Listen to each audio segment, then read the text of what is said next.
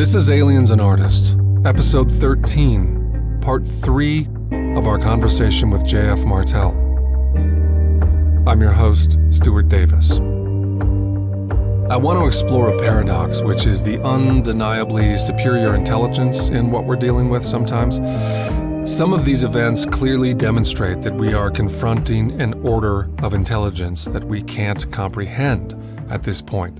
Right. For instance, when an 8-foot praying mantis entity manifests in my room and all that followed that experience.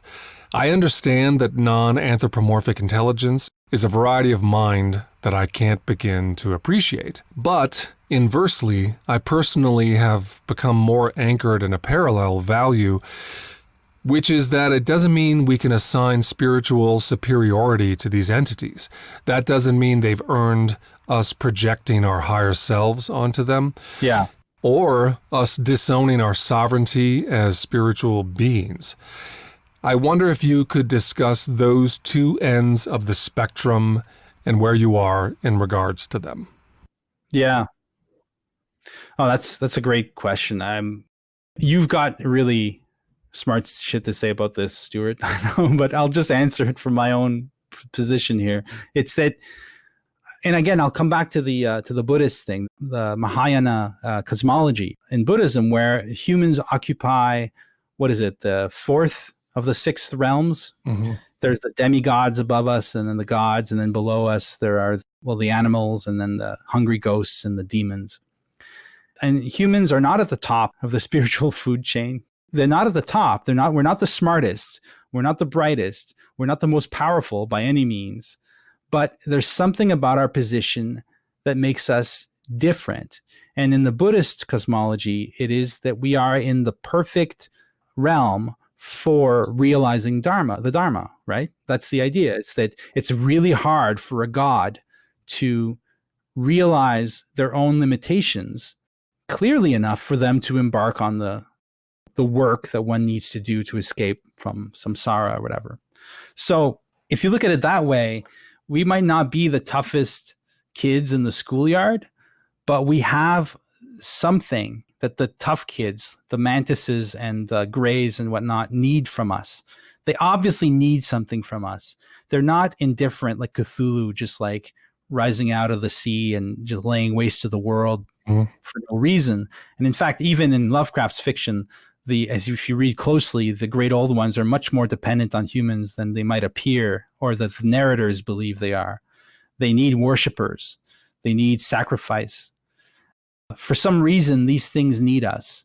And I think that step one in engaging with these realities is at least getting over this, I think, unfortunate yen we have to put ourselves down because of what we've done to the planet. I mean, there's so many good reasons to put humans down and to hate humans right now. Nevertheless, we have to believe there's still reasons to believe that humans are not only noble in some sense, but powerful. And that when we engage with these things, if we approach these realities with a feeling that we are ants accosting an elephant and trying to engage an elephant in conversation, we're not going to go very far. We have to see ourselves as elephantine in some way, as up to the challenge. Also, we have to have faith that as weird as reality can be at its core, that somehow we have been given, somehow, somewhere, I mean, I would, as a Catholic, I have my own answers to that, but somehow we have the faculties we need to know what is real and to find the truth. That's something that's you don't hear too often these days. It's mostly about proving that there is no truth. And I think that we need to believe that there is truth and that we as humans have for some reason, some kind of privileged access to it. And we have to, of course, own that privilege and also own the responsibility that accompanies it. Our responsibility to the non-human beings that we can actually see and the ones that we can't see. I just think we're more powerful than we think. As unlikely as that may seem when you're in the midst of a string of encounters that make you feel like a puppet, I think that they need their puppet. What's a puppeteer without a puppet? Just a guy. Just a guy. It's true and unmistakable. Even on a practical level, a general survey, generations of people, even just looking at mantids and greys, there's no mistaking that even with the exotic nature of their behavior and technology, their capacity to manipulate our experience and environments in ways that are very theatrical, something clearly is so valuable about human beings that a whole population of entities are going to great measures in order to ensure that they can interact with us and get what they need. There's a lot to be said about that. Sometimes the trauma, the negativity, but also there's a whole lexicon of experiences which are healing events. It's not a simple one-dimensional dynamic in this mutuality. I couldn't agree more that it's critical we own and claim, but also live up to our noble self. Right. Our highest self. Yeah. We have to take the high road. That's really the only path that's going to yield something gratifying for human beings. I have an intuition that many of them want that for us as well. They would prefer we become the best versions of ourselves.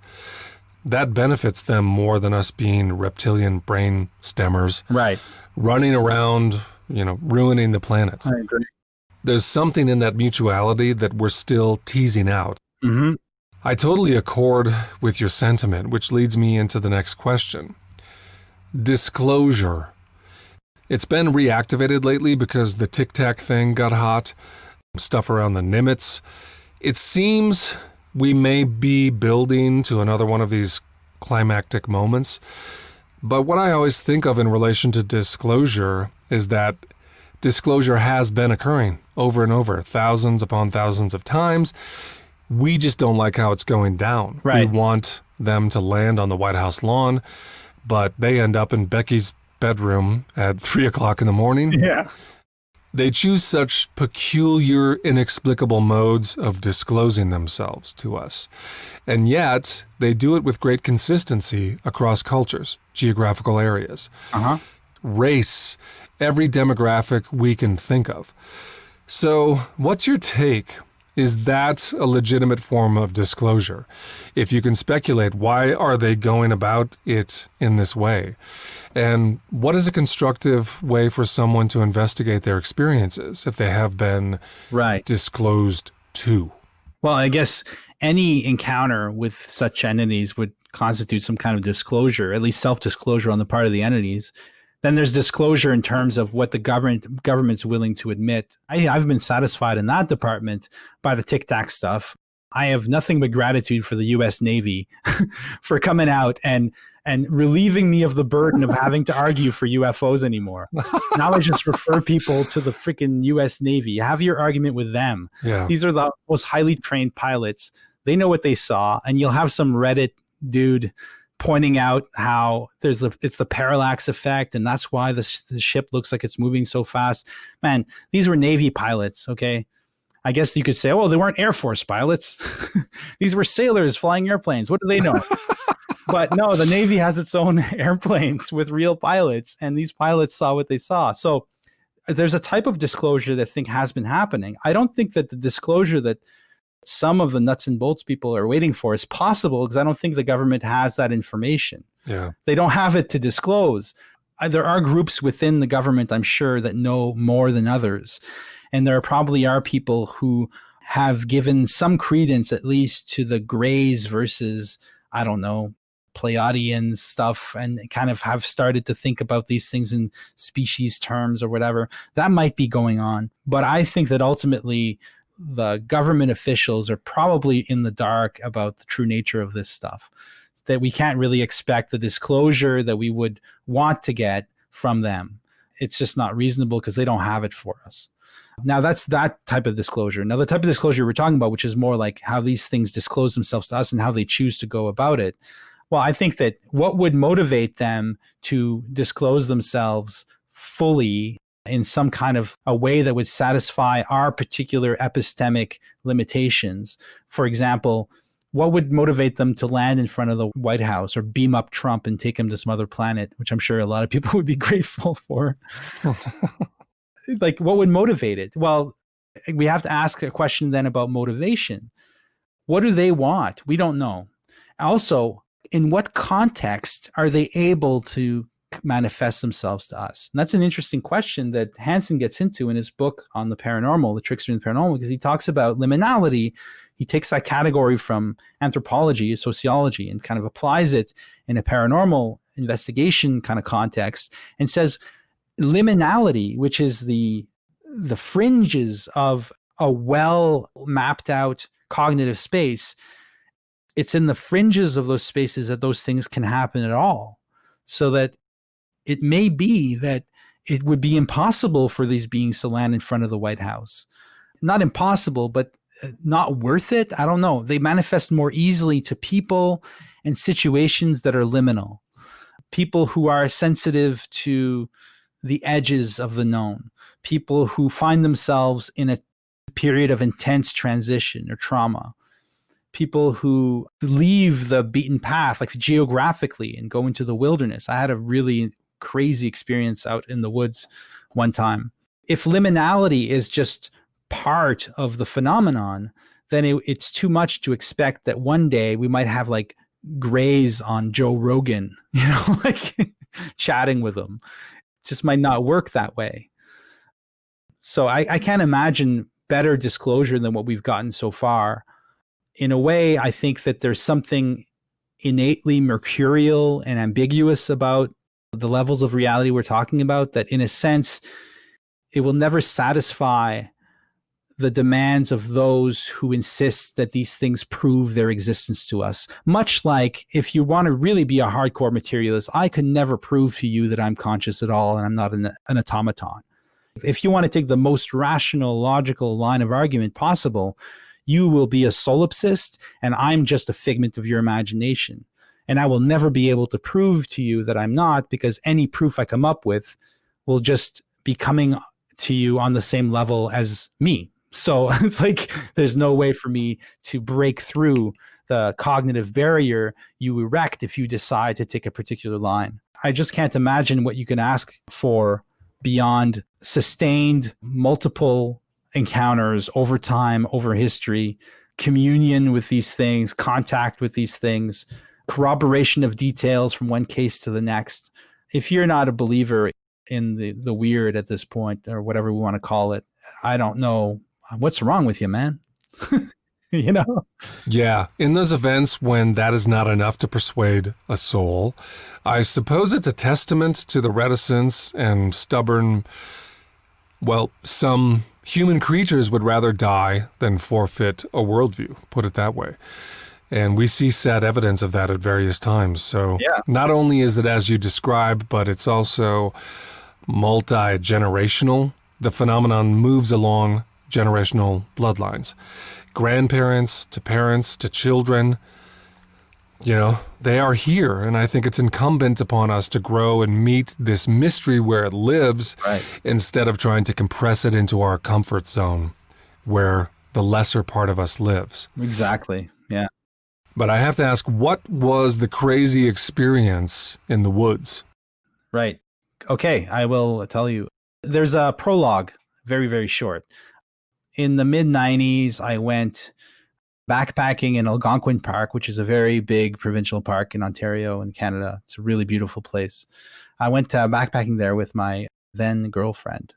We had a nice trip. And on the last night in the park, so we were doing basically backcountry camping, so in little trails and off on our own in the woods.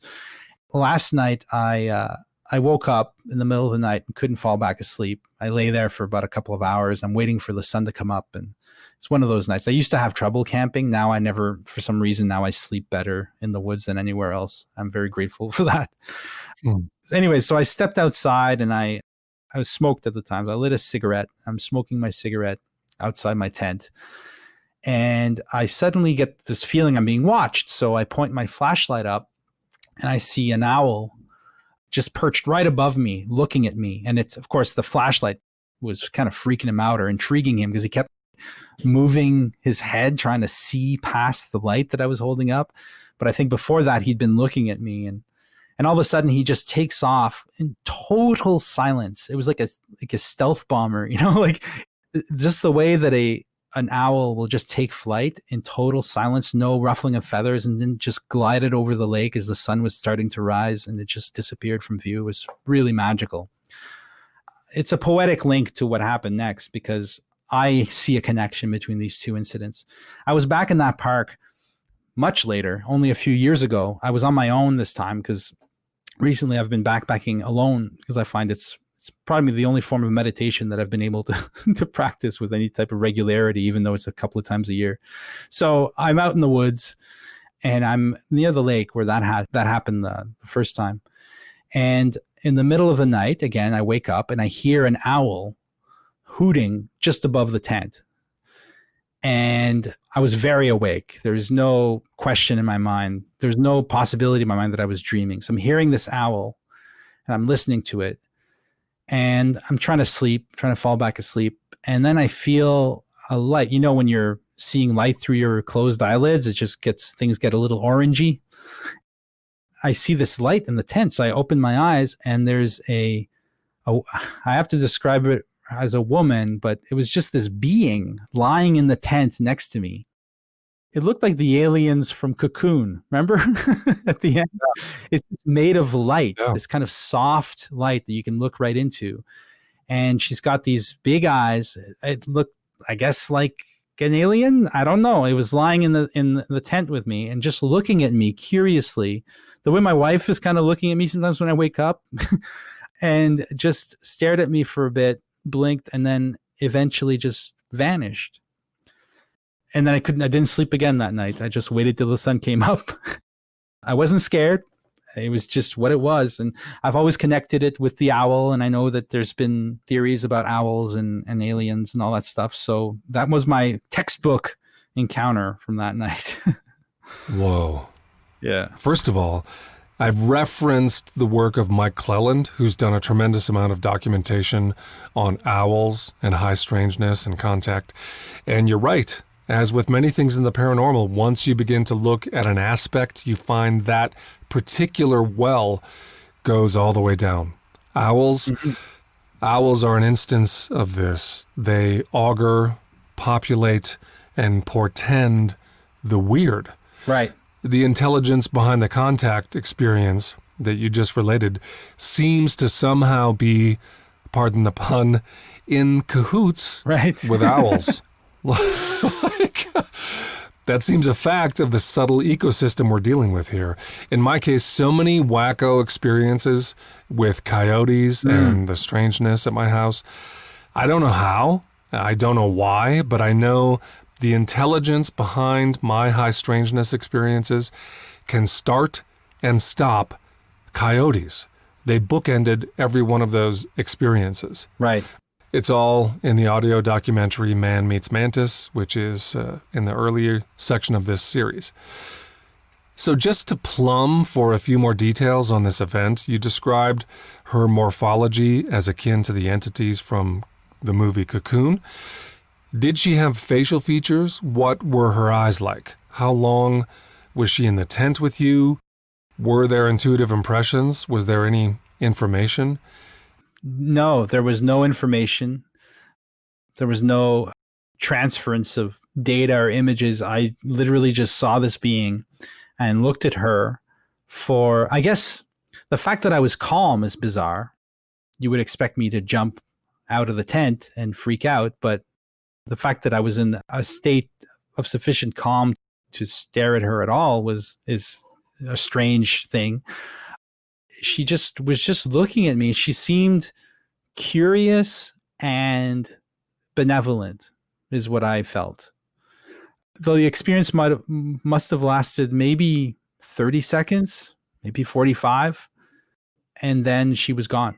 So it was like I'd seen a deer or another person, or it didn't feel like I had moved into this other space where I was getting a download or anything like that. It just felt like this thing had come into the tent to look at me and then left.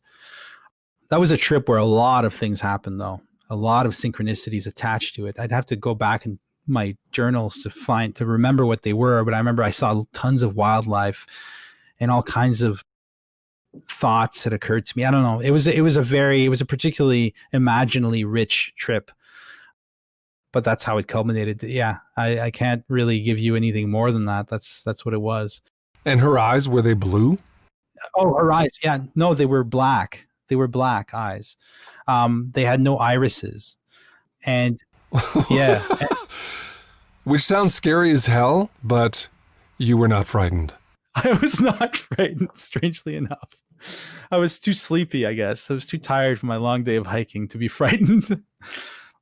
She would blink though. I remember the eyes blinking, and I remember thinking afterwards that I had seen one of what Arthur Machen, the great British fantasist, he called them the white people. Of course, that phrase has different connotations now, but around 1890 something, Arthur Machen wrote a book called The White People, where he describes a little girl's encounters with the Fae, the fair folk. And the way that they're described in that book is very similar to how I just describe that being. If you speculated, would you say that being felt like a native of a different fold in our planet on Earth, or did she feel local, or did it feel as though she came from somewhere far away? My feeling was that she was local to not just to this planet, but to that forest. So I've always thought of it as an encounter with the fair folk, with their names. I can't remember the Anishinaabe name for these beings, but the First Nation of this area that I'm in, which is the same area the park is located in, have a name for these beings who live from what I remember, they live close to water, rivers and lakes, and they're benevolent, but they can be tricksters too. They can play tricks on you. This one didn't seem to be in that mood. That is a great one. I love that story. Yeah. I want to inquire on the distinction between darkness and depth. This is something I've enjoyed about your podcast, Weird Studies, these sustained, deep gazes that you and Phil conduct with the show on these very big questions that we haven't quite teased apart yet. One that I think about a lot is the distinction between darkness and depth. Now, I will admit a reason that I think about this a lot is that I feel I have been confused about it at times in my life. I feel like I've been seduced or drawn toward darkness, thinking mistakenly that it was depth, and then finding out it was a masquerade. And that depth and darkness are distinct from each other. But the two have been one of the more enduring confusions, especially perhaps for esoteric and occult practitioners. And I wonder if you could share your own thoughts on this and what your own experience with those two has been. Sure. Darkness and well, that's a really amazing question. I'd be curious to know more about, first, before I delve in, just to know more about what your impressions have been about these two terms and why you're asking for a distinction between them, or how they're different, or how they're similar in your own experience, just to know more about. Sure. For instance, whether it's altered states, it could be ayahuasca, alcohol, any entheogenic compound.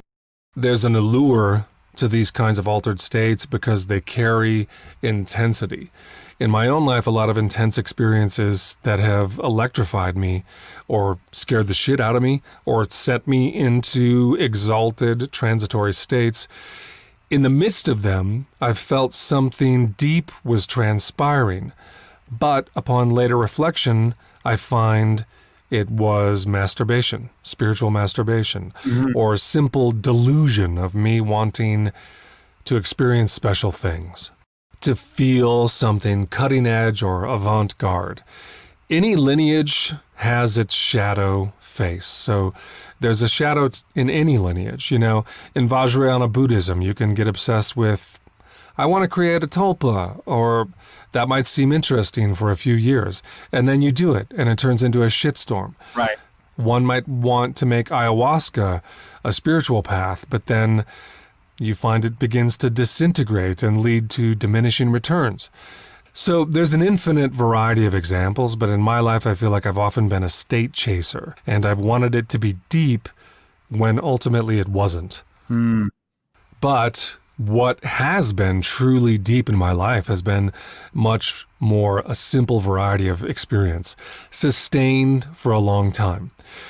Specifically, my children, my family, my wife, Right. loving relationships that are difficult but have caused me to grow and deepen. Or doing the same spiritual practices every day for years on end, which might not seem dramatic day to day, but slowly carves out a bigger space inside of my being.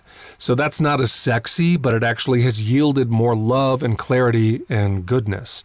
Hmm. The darkness oftentimes seems like a hell of a lot more fun, but it doesn't have this sustained transformative power Right. of how darkness can just be a wild goose chase that goes nowhere. So, does that offer more color? Oh yeah, absolutely. No, I know exactly what you're. That's a great question. Wow. I am a state chaser. I'll admit it, and I have been very much drawn to darkness and depth in my life, thinking, as you have, perhaps, that it's in those places that I would find what the others were missing. That if I could go into that, behind the furnace. I remember my grandmother's house, my grandparents' house as a kid. They had a furnace room, and there was a dark corner in the back. And my brother never went there because he thought Warduke was there. I don't know if you remember Warduke, but he was a bad guy on the Dungeons and Dragons cartoon that played on Saturday mornings for kids. He was convinced that Warduke lived back there. I remember the day I went in there, and I thought I'm going to see Warduke, and of course I just found a boring broom closet. But that didn't stop me from seeking out darkness and depth. And to this day, I'll admit that I have an aesthetic love of darkness and depth. When we talk about the unknown or the weird, it's easy to make a category mistake between what in one context I call the epistemic or epistemological weird and the ontological weird. Mm. Epistemological weird is that which is weird for us because we lack certain pieces of information, which, if we had them, would dissolve the weirdness of whatever it is we're looking at. And darkness and depth, to me, speak to this epistemological weirdness. The depths of the sea are weird because we don't know what's down there. Mm-hmm. So there's an allure that comes from diving deep into the sea to find what it is that's weird. But of course, the implication is that that which is not in the depths of the sea isn't weird. And one of the things on weird studies that we try to do is to bring out the weirdness of everyday things. We don't do that very systematically, but the idea is to take a film that's, for example, Raiders of the Lost Ark instead of Twin Peaks, Just take something that's exists on the surface of our collective consciousness and try to show how it was weird all along, and how sometimes it's the things on the surface that call you to, not to the epistemologically weird stuff, the stuff we don't know yet, but the unknowability of even the most quote unquote known object. It seems to me that it's a confrontation with that which is weird in itself, which doesn't need to hide in the depths or in the darkness, that really kind of challenges us to grow as people, because they confront us with our own limitations, our own power. For instance, we were talking about earlier about the innate specialness, let's say, of the human in the universe. Well, that finds a perfect example or manifestation in the love of a parent for their children, or a marriage. These things that are, in one sense, completely unweird are, in a way, the weirdest things of all. The fact that we're bipedal, despite the force of gravity, is fucking weird. Like, why do we stand up on two legs? Like, why did we do that if not knowing we were going to use hands? Like, it just seems weird. It seems like we could only stand up, become bipedal, in order to use our hands to build shit. But of course, one had to happen before the other. And so I love surfaces. And I think art is a great example of that. Every art is all surface. Even darkness in art is on the surface. I can show you a painting of darkness, but the darkness is on the canvas. I'm not putting I don't make a painting, then hide it in a dark room and say, see how weird it is? I show you the darkness. I put the darkness on the surface, and you can see how the darkness exists on a level with the light. I can show you a film about depth, like a movie that has to do with these incredible, unfathomable depths. And of course, all of those depths are revealed to you on the paper-thin screen of the film. There's something about art that brings everything on the same level, dissolves a lot of the epistemological categories we use in the day-to-day, putting them all on the same level, and therefore allows you to see how the real depth and the real darkness is all on the surface. It's all immediately there. And so you can't associate the weird with this or that particular practice. Oh, to know the weird, you have to do ayahuasca. To know the weird, you have to go and hike in Algonquin Park and meet fairies. The weird is with us all the time. It's in us. It's just part of the very fabric of it's the fact that we can think and live at all that's the weirdest. And that's not something you need to go delving into dark and deep places to know. Wow. That is such a great take. It reminds me of the true depth of beginner's mind in Buddhist practice. Right. There's this emphasis in Zen on beginner's mind. What it means is a behavior as simple as staring at a wall, for example. If you really truly see a wall with beginner's mind, you will have intimate contact with the weird, with high strangeness. Yeah. Which is an intrinsic facet of our native endowment. What a great way to wrap up. For more information on J.F. Martel, visit reclaimingart.com and also weirdstudies.com. That's spelled W-E-I-R-D. JF's book, Reclaiming Art in the Age of Artifice, is available on Amazon and many other online portals.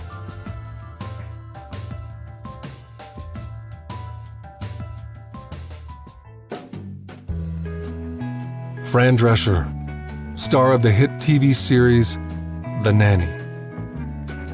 Yes, you're still listening to Aliens and Artists, and I said Fran Drescher, an artist who believes she and her ex-husband were abducted by aliens when they were young. She also asserts that those abductions figure prominently in what Drescher feels was the preordained nature of her marriage to said ex-husband.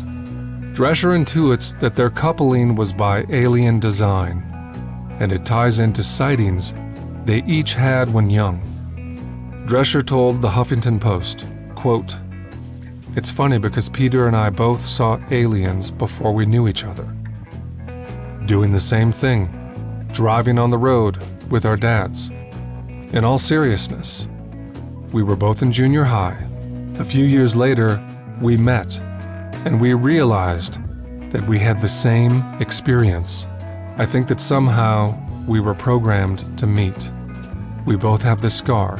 It's the exact same scar on the exact same spot."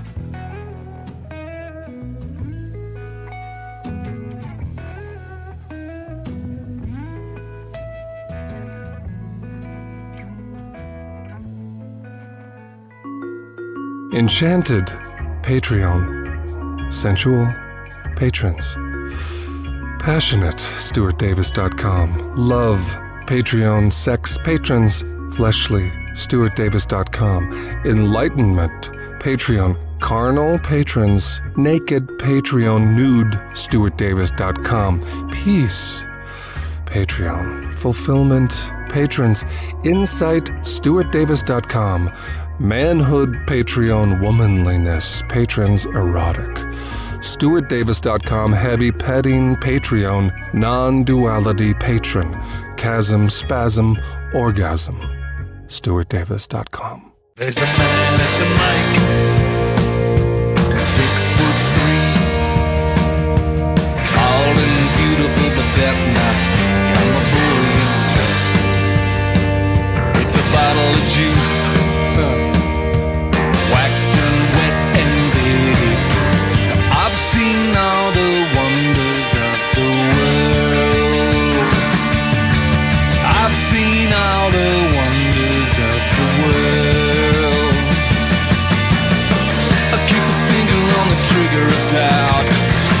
decide if I should figure it out. I guess I wonder what the fuss is about. As soon as I know, I will be spitting it out. I wanna, I gotta, I better, I'm gonna, I wanna, I gotta, I better spit it out.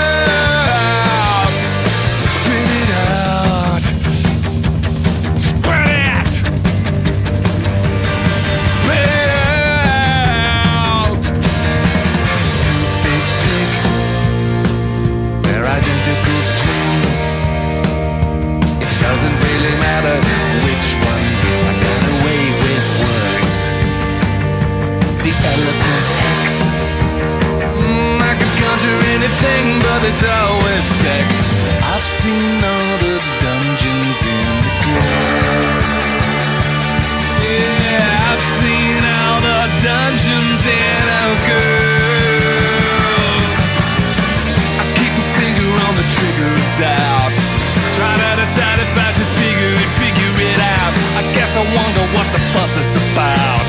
As soon as I know, I will be spitting it out. I wanna, I gotta, I better, I'm gonna, I wanna, I gotta, I better spit it out. Spit it out. Spit it. Spit it out. Are you looking for a god? Out of the smell. It hides inside some tortoise shell. I've seen turtles underneath the world. Yeah, I've seen turtles underneath